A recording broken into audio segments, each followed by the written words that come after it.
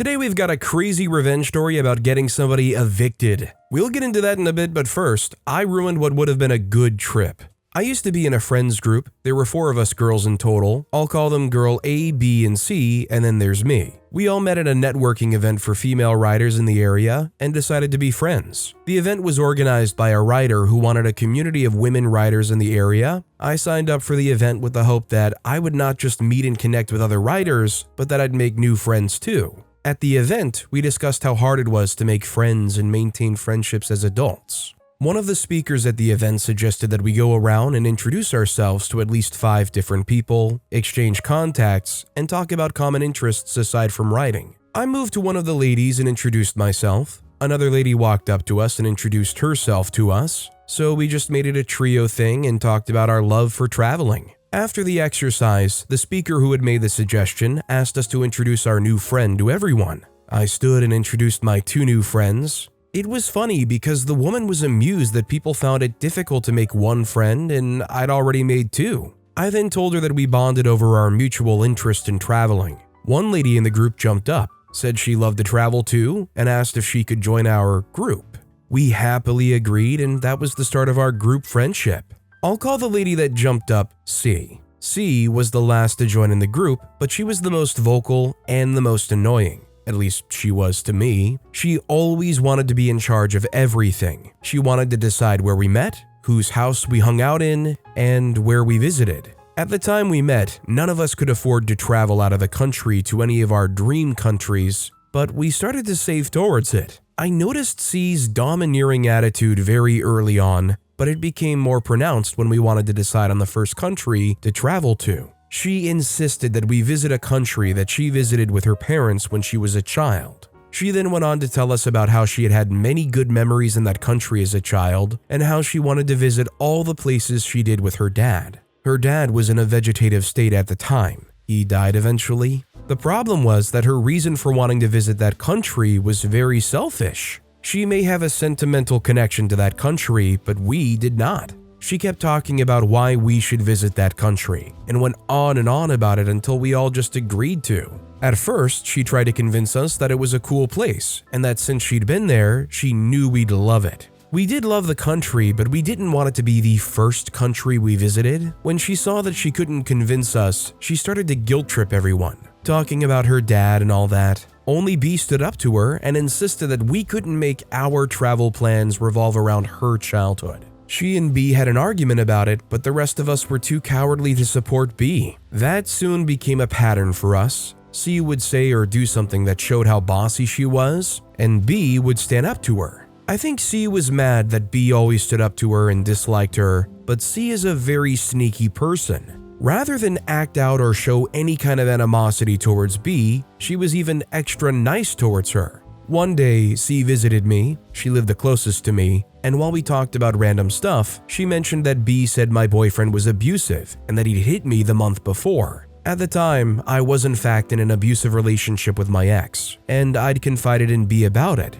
I was closer to B than I was to the other ladies. We shared deeper secrets and all. I felt betrayed because I'd begged her to keep it a secret and told her that I wasn't ready to tell the other ladies about it just yet. I wanted to deal with the matter privately before telling the others. I was very upset about her telling C, and I told this to C. C got mad, or pretended to, and asked why I wanted to keep what was going on a secret from her. I apologized and we talked about it, but I was still mad at B. I didn't confront B about it, but I sure resented her. We carried on with our friendship, but I stopped being close to B and I stopped telling her stuff too. Later on, I noticed that A had pulled away from B too. She started to antagonize her in conversations. The animosity was just too obvious. B didn't even have to do anything. She only had to breathe to get antagonized by A. Even though I had my issues with B, I didn't like how A kept antagonizing her. One day, I called A aside and asked her why she had suddenly became hostile to B. She said she was mad about something that C had told her about B. It then became clear to me that C had told both A and I something about B. She was clearly trying to isolate her from the group. I told A about this, but she didn't believe me. She was mad at B and insisted that C was right. I decided to confront B and ask whether she'd truly told C about my ex and the dynamics of our relationship. She admitted that she told her and told me the circumstances that surrounded the conversation they had. Apparently, C had told B because the day my ex hit me and I called her, she ran to C and wanted the both of them to come to my house together. But I told B not to bother about coming since my neighbors broke in and rescued me anyway. C didn't tell me the reason B told her, she just told me that she did. I knew at that moment that she must have sensed that I wanted to keep what was happening a secret and then told me to upset me and make me mad at B. When I mentioned to B that was my reason for keeping the distance all along, she got mad and said she no longer wanted to be friends with any of us. B cut us all off, and that was how she stopped being part of our group. I confronted C about what she did, but she turned it around and gaslighted me. Even A supported her and blamed B. I didn't blame A for being fooled by C, even I fell for her antics once, so I understood how A could have fallen for it too. What made me really mad at C was that I confronted her about deliberately trying to isolate B from the group. She didn't deny it. She just said she didn't like her, and that what she told A about B wasn't a complete lie. I was shocked that she admitted to lying about B to A to sabotage their friendship. Later that year, when we were to travel, we traveled to the city and lodged in a hotel close to the airport. We didn't want to have to deal with any of us three being late, so we decided to stay together and leave for the airport together. A is a meticulous person and would hate it if any of us showed up late to the airport, so we decided to assuage her fears of being late by staying together the night before. That night, I snuck to the bedside drawer, took her passport, wrapped it in a plastic bag I got from an underwear shop, and hid it under the bed I slept on. C was already known in our group for her tardiness and clumsiness, and A hated that. I knew that she either spent time looking for her passport in the room, took time and irritated A, or we'd get stuck at the airport when she'd noticed that her passport was missing. Either way, we were going to travel without her. She didn't notice her passport was missing until we got to the airport. She'd kept her passport in her purse, along with some other stuff. So on that morning, she just took her purse to the airport without making sure the passport was in it. When she was asked for her passport at the airport and couldn't find it, A and I helped her search her suitcase for her passport. A was irritated. She had predicted that C would delay us, and C had promised to disappoint her. As I planned, A got so irritated that she decided we were leaving without C. C took a taxi back to the airport to check her drawer for the passport. She was very confident that her passport was in the drawer I stole her passport from. Of course, she went to the hotel room, but didn't find her passport. We kept calling to ask if she'd seen it, but she said she hadn't. She started to cry, but A was not having it. A blamed her for being careless and was mad about what she perceived as her carelessness. C called later to let us know that she was going back to her home. She suspected that the passport was there. At that time, our flight was being announced, so we boarded the plane and left. That was how I arranged for C to be excluded from the trip, which meant a lot to her. She wanted to visit the country to relive the moments she had with her father when she was a child, but she couldn't. 2 weeks later, the hotel contacted her to tell her that they found her passport under the bed I slept in. She called me and said she knew I did it. I didn't deny it. I told her I also knew what she did to B and how she lied against her to make her leave the group. I just gotta say, this sounds like the least dysfunctional friend group of the year. I mean, I get it, it's common enough in friend groups not to have good communication, but like all around, just like all this shady behind the scenes stuff and assumptions that are being acted upon, it's just no real surprise that there's some serious issues going on. Also, hi, I'm Steven, and if you guys enjoy crazy stories of revenge, it would be amazing if you left a like or left a review if you're listening to my podcast. That said, our next story is, I made my ex-wife quit her job and ghosted her. My wife and I met at an event in college, and I decided at the end of our 1-hour conversation that I was going to marry her. She was smart, sweet, and beautiful. I just knew I wanted someone like that in my life. After our first date, I was sure, but of course, I didn't tell her. I didn't want to scare her away, but I just knew. It made sense that she knew what she wanted too, and our desires were similar. She didn't want children, and she wanted a supportive husband.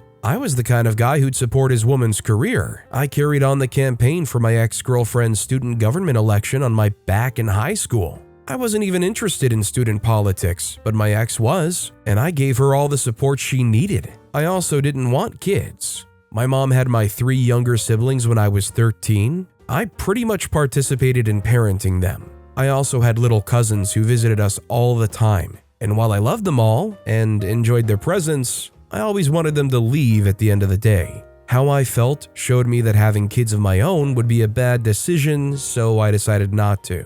Up until the moment I met my ex-wife, I had never met a woman I liked who didn't want kids. I'd meet many amazing women, but they would all say that they wanted children, and that would end our relationship. The last woman before my ex was an amazing girl in my class. She loved me and I was in love with her too, but she wanted kids and I didn't. She tried to make me stay, but I refused. I suspected that she thought she could change my mind, and I knew I was never going to change my mind. Anyway, back to my ex-wife. We both graduated from college, moved in together, and I proposed shortly after. It was a natural progression. We'd already been together for 3 years and lived together for a year. We got married and it was bliss. My wife was nearly perfect. We had a beautiful marriage and a great network of friends too. One day, the problem in our marriage started, the first real problem. My wife returned from work earlier than usual and told me that she'd met her old boyfriend and he was job seeking. She then told him that she'd put in a word for him at her firm.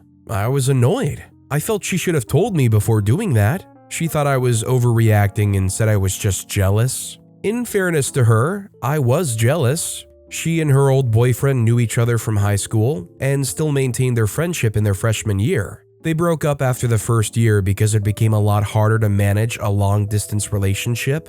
I told her that I didn't want her to help him find a spot in her firm, and she got mad. She was mad that I didn't trust her even after she made it clear that she was completely over him and he was engaged as well. For weeks, our communication was strained. But we talked about it again, and everything was good again, but not for long. My ex-wife suddenly started staying back late at the office. She always called to say she was working late, but after a while she stopped calling to inform me altogether. I was tired of complaining and just stopped. My ex-wife was a very ambitious woman, and I didn't want her to think I was trying to impede her growth. But we were growing apart and I could feel it. Whenever I brought it up, she'd deny it, make me feel stupid and gaslight the crap out of me. I had to stop asking about it and focus on my career as I thought she was doing. One evening, I asked my ex-wife how work went, and she mentioned her ex and her eating lunch together. It was a slip. I could tell because as soon as she mentioned him, her expression changed to that of regret.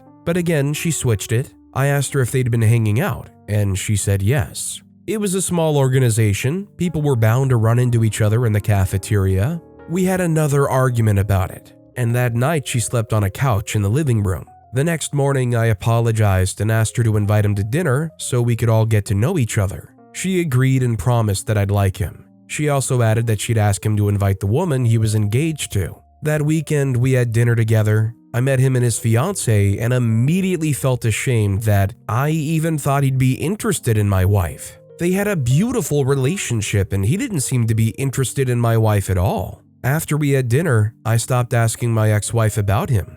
I even stopped thinking about it. Still, my relationship with my ex did not improve. She was aloof, came home late in the evenings, and was irritated most of the time. I was patient and waited for months for my ex to come back to her senses. Eventually, she did. I asked her about her changed behavior, and she apologized and things ran smoothly for 2 weeks. I found out after the first 2 weeks of our long conversation that my ex-wife had been sleeping with her ex all along. My cousin, who's also my friend, told me that he'd seen my wife and a man going into a motel on the outskirts of town. He said he'd seen them together some months back but held back from telling me because they could have been working together or something of the sort. When he saw them together again, he thought he'd at least tell me about it. I asked for a description of the man, and he described my wife's ex. I then told him about all that had been going on in my marriage. He said that he suspected that she was having an affair with him, but he advised me to wait until I was sure before making any decision.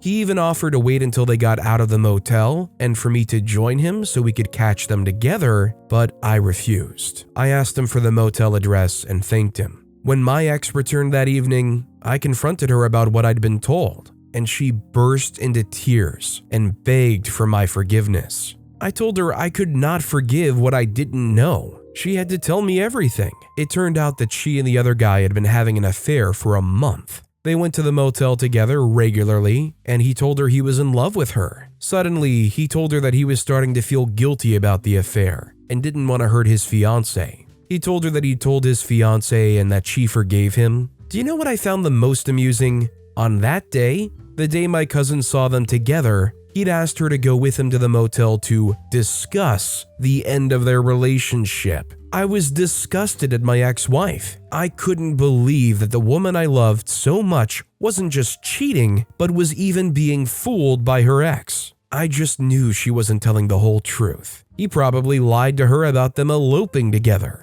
The confidence with which she had the affair and how she treated me all through that period was an indication that she was sure we were never getting back together. She must have been confident that he'd leave his fiancée for her. I told my ex to give me time. I told her I loved her and wanted us to stay married, but I needed to be away for a period. She agreed and I moved out of our house to my cousin's. Every day in my cousin's house, she called me, asked how my day went and all that. It was like we were back in the time when everything was perfect, only that she was compensating for being a cheat, and I was not over it at all. Every night I would go over my marriage to my ex-wife and how she made me look very stupid by inviting the man she was having an affair with to have dinner in my house. I would think about the times when I thought something serious was going on with work. I even felt guilty for not trusting her. I waited for months for her to come back to me when she was done with whatever work issue was on her mind. I knew I was going to get back at her,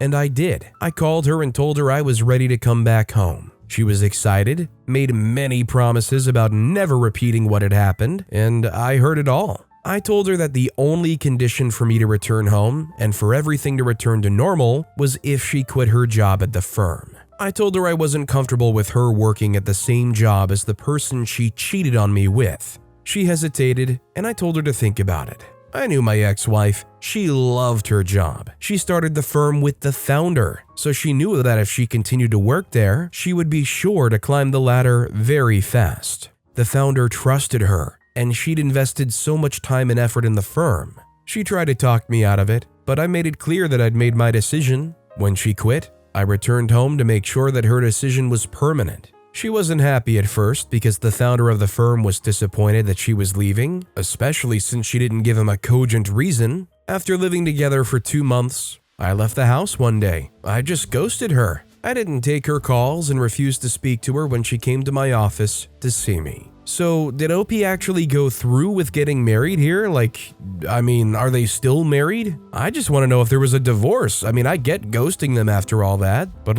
is there still a future chapter to be figured out at some point? Our next story is, new neighbor tried to steal my girlfriend, so I get him evicted. The day Mr. Wong moved out from the apartment next to mine, I, 27-year-old male, knew my life would never remain the same. That man has always been there for me through everything. He owned the convenience store below my apartment, and anytime he closed, he'd come upstairs to give me a fruit, a box of noodles, or even pizza. He treated me way better than anyone else in my life. He treated me like a son and looked out for me. We bonded over the fact that I lost my parents to an accident, and he lost his son in the army. The day he left, I helped him box up all his stuff and even shed a tear as the moving truck drove off into the distance. I knew things were going to change, but I didn't know how much. 3 weeks after Mr. Wong left the apartment, a new guy moved in. Normally, I would have gone over to say hi and welcome him into the building, but I was still upset that Mr. Wong left. Somehow, my mind was making it the new guy's fault that he left, and I wasn't ready to make friends just yet.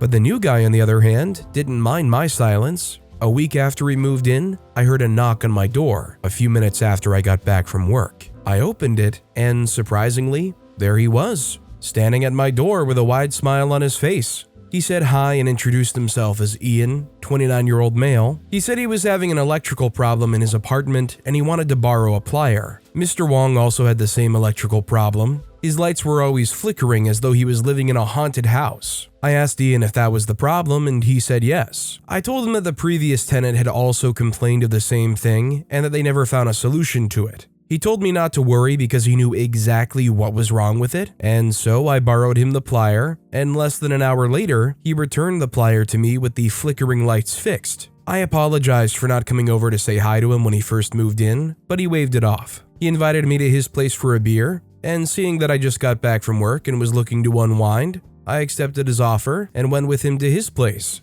We talked for over 2 hours, and there I learned that he was an electrician, and he moved from his college apartment because he was looking for better job opportunities. That night, we talked a lot about a wide range of topics, and I thought he was a really cool guy. I was definitely wrong for disliking him as soon as he moved into the apartment, or so I thought. The next week, my friends came over to my place. We were supposed to hang out at a bar, but one of them, Mike, had just gotten his heart broken by a girl we had all warned him about. So instead of going out to the bar, we all decided to hang out at my place and do some shots while telling him all the reasons why she's wrong for him. After a while, there was a knock on the door. It was Ian. He had just changed the lock on his door, and he wanted me to hold on to the spare key in case he lost his. When he saw my friends in the living room, he asked me what was going on, and I told him we were just hanging out. There was a moment of awkward silence where he just looked on without turning to leave, and so I decided to invite him over to join us. He accepted without hesitation. I had 5 friends in my friend group, 2 of which were girls. As Ian joined us, he wasted no time in flirting with one of the girls, Ruby. The only problem there was that my other friend Caleb had been hung up on Ruby for some time, and he was looking for the right time to ask her to be his girlfriend. But there Ian was, rizzing up Ruby, and she was responding positively to his advances. I tried my best to clear up the awkwardness with jokes and game suggestions. By the end of the night, they all left. Ian tried to get Ruby's number, but I stopped him. I told him the situation, and he promised to back off. After that day, Ian always looked for any opportunity to hang out with us. I wasn't really comfortable with it because I considered him a neighbor and not really a friend, but I didn't want to be rude or anything, so anytime he asked, I said sure. One other reason I wasn't comfortable hanging out with Ian was the fact that he was a chronic womanizer. Anytime we were at the bar, Ian always hit on nothing less than 4 to 5 girls in a night. I didn't care if he had his fun away from the group, but he didn't know boundaries. There was one time that my other friend Alex brought a new girl with him during one of our hangouts. Even when Ian knew that they were in the beginning stages of their relationship, he was still flirting with her, and when she was about to leave, he tried to get her number. This behavior of his caused a rift between my friend group, and most of them decided that they didn't want him hanging out with them anymore. Eventually, I started leaving Ian out of our hangouts, and I thought that was the solution to our problem, but it wasn't. A few weeks later, my girlfriend Jules, 24-year-old female, returned from an internship trip she was doing overseas, and I decided to throw a homecoming party for her at my house. All my friends came over and we were having a really good time, and then, just like every other time, Ian knocked. I opened up, and before I could say anything, he walked in, greeting everyone. I have to say he was pretty oblivious to the fact that none of my friends liked him. Either that or he just didn't care. He said hi to everyone and helped himself to a drink. As soon as he saw Jules, he started hitting on her like every other girl he'd come across. But this time,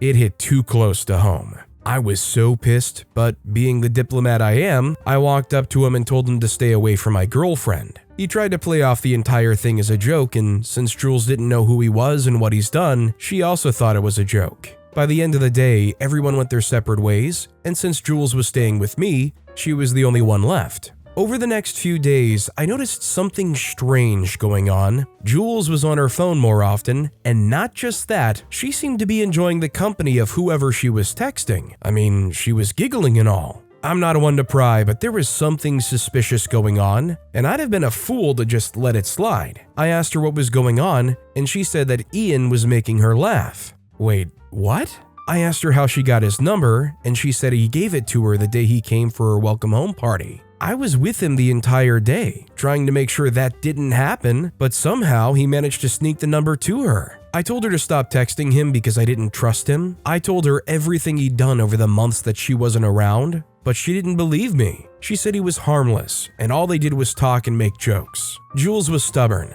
and when she didn't want to do something, there was no way I could convince her to do it. But I trusted her, and so I told her that if he started to deviate from being a harmless friend to something more, she should let me know. Less than a week later, she walked up to me and said I was right. Ian had asked her out. When he did, she thought he was joking, so she played it off as such, but he asked her multiple times. He even went as far as saying that he'd ensure that I don't find out. This was the last straw. I'd tried my best to be as accommodating as possible with him, but it was obvious that all he wanted was all I had. He had no boundaries, and he'd do anything to get what he wanted, even if it meant betraying me, who had been nothing but good to him from the beginning. I decided that I wasn't going to let him get away with it. I told my friends what was happening, and they were only glad to help. He had wronged them too, and they wanted him to pay for it. We all brainstormed on ways to make him pay, but I finally settled on getting him evicted from the apartment. When we arrived at this conclusion, everything else fell into place. We knew exactly how we were going to get him evicted. We lived in a city where recreational marijuana was illegal and one could go to jail for it. If it was found in Ian's room, it would surely get him evicted. Caleb knew a guy who sold party drugs and he decided to get some marijuana from him. It took a few days to get that, but once we did, all we had to do was wait till Ian went out. He usually went to the gym on Tuesdays and Thursdays. When he left his apartment, I snuck into his apartment. I didn't even have to pick the lock because he'd given me the spare key some time ago. I took the bag of marijuana and stuffed it behind some herbs and spices in the overhead cabinet. It's a cabinet that he probably only opened when he wanted to cook, and judging from the amount of takeouts in his dustbin, I could tell that he rarely ever cooked. After stuffing the bag of weed in his cabinet, I waited for him to get back, and then I called the landlord, Mr. Wells, and told him that I suspected Ian of smoking weed. Mr. Wells, who was a conservative Christian, got to the building immediately with the building supervisor and demanded to search Ian's room. They explained that they had received complaints about him smoking weed in the apartment, which was against the rental agreement and also a crime in the state. He was shocked at their accusation, as expected, and threatened to sue for harassment when they were done searching. I pretended to be a concerned neighbor and stayed at the threshold of his room, looking as they searched everywhere. Eventually, the supervisor checked the cabinets and found the bag of weed in them. To say Ian was shocked is a big understatement. I watched as his face morphed from surprise to shock to terror. He argued that it wasn't his, but there was no way to prove it. After all, it was found in his room. Ian was not just evicted, the police were also involved and he was arrested. In addition to being evicted, he was also forced to pay a fine of $1,000. He moved away, and we didn't hear from him anymore. But till today, he still has no idea where that weed came from. Revenge or not, can we all agree though, unless it's like a gargantuan amount, that it's ridiculous that somebody's going to be fined $1,000 or get a charge on their record forever for just having weed? Like, surely we've advanced and have enough knowledge as people to understand that's kind of loony that you could potentially ruin somebody's life like that, right? But with that being said, that's all the time we have for today. Now, if you want to hear another crazy revenge story, check out that video on the left. Or if you missed my latest video, check out that video on the right. That said, I'll see you all next time with some more stories.